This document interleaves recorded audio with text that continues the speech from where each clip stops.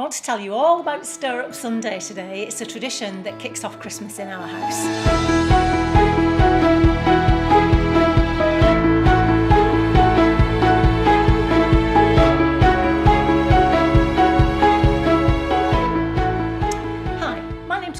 Conroy. Welcome to Happy Stuff and Fluff, a channel for women over 50 who are getting happy and growing younger. So it's exciting for me this weekend because this Sunday is Stirrup Sunday, and as I said, it really starts the whole celebration of Christmas for me and for my family. So what is it? Well, it's called Stirrup Sunday. I know lots of you will know about this, but I also know lots of you don't. Because whenever I say, oh, it's Stirrup Sunday this Sunday, people say, what's Stirrup Sunday? So let me tell you a little bit about it. And then I want to talk about traditions and rituals because they really do help to increase our happiness levels. So Stirrup Sunday then takes place on the last Sunday before Advent, and it's where the whole family gathers and makes the Christmas pudding. In our family this year, it's a little bit difficult and a little bit different, and so we have people joining us on Skype. But they will be making their Christmas pudding too, wherever they are, and we kind of all gather together on Skype, but there are a few of us here too, and as we make the Christmas pudding we might have a little tipple as we go along, and then we'll have dinner afterwards. So it's a lovely day to mark the beginning of the Christmas celebrations. So the Christmas pudding itself, it's not just a family tradition, Stirrup Sunday. It is a tradition which goes back to Victorian times. The Christmas pudding itself goes back, I believe, to the Middle Ages and some form of it, probably before then.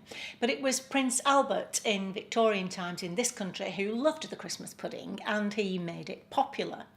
And then that's also when people would start to gather together around the table to make it. I love this. It's a tradition and a ritual. I'll explain that a little bit later. But so traditionally then you would have 13 ingredients in the Christmas pudding, and that represents Jesus and the 12 disciples.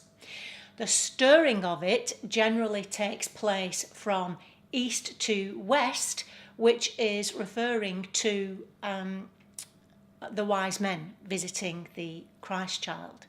And then the traditional holly decoration that goes on top of the pudding represents the crown of thorns. I just love things like that with stories behind them. Now, also traditionally you put in a silver coin. There's all kinds of other things you can put in too that have all kinds of, that are symbolic of different things, but we tend to leave it out because, believe me, if you crunch on a silver coin when you're eating your Christmas pudding, you're likely to need an emergency dentist. So we tend to miss that out of the Christmas pudding. So that's the kind of the sacred religious nature to it. And then, of course, we'll spend tomorrow steaming it, which fills the whole house with gorgeous Christmas smells. And from now till Christmas, on a practically daily basis, I will continue to top up the Christmas pudding with brandy or something like that. So that's quite lovely, and that's what Stirrup Sunday is all about. Now, this thing about traditions and rituals. So a tradition is something, because again, you've got like habits, traditions, rituals, they're all very closely connected.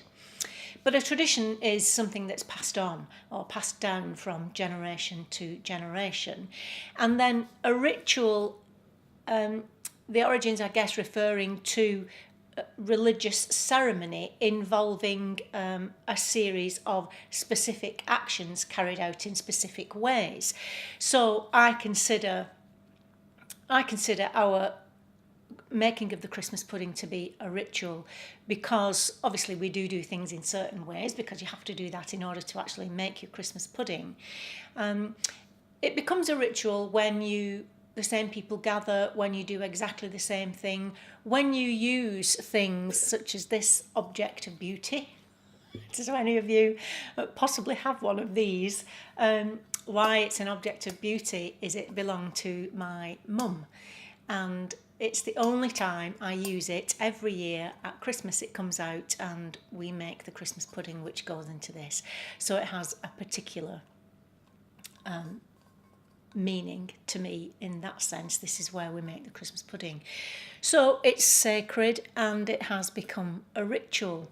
Now, traditions like this, especially rituals that have this kind of meaning behind them, and when they are consciously, positively created, they bring about a kind of calmness, if you like, in mind, body and spirit, and they release positive emotions or create positive emotions.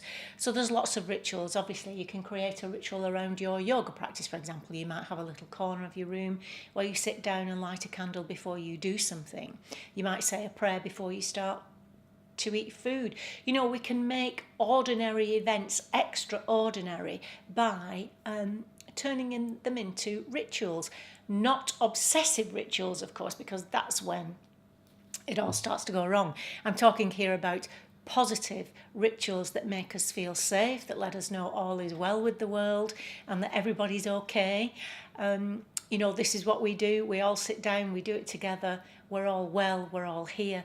And it just gives this glorious sense of security and love and warmth. Do you have rituals in your family? You could start a ritual. You know, it doesn't have to be a tradition and a ritual, something that's been passed down from generation to generation. It's something you can start yourself for your family. I even have rituals I do with myself, by myself. But I get that same sense of calmness. It gives me that same sense of calmness and order, if you will. But this particular one, the Stirrup Sunday and making of the Christmas pudding, is one that I particularly look forward to and will enjoy. Okay, so if you have any traditions or rituals in your family, please tell me about them, because I love them and I love to know what other people do. Okay, let the festivities begin. See you next time, and until then, remember, on the Happy Stuff and Fluff, we are getting happy and growing younger. See you soon. Bye-bye.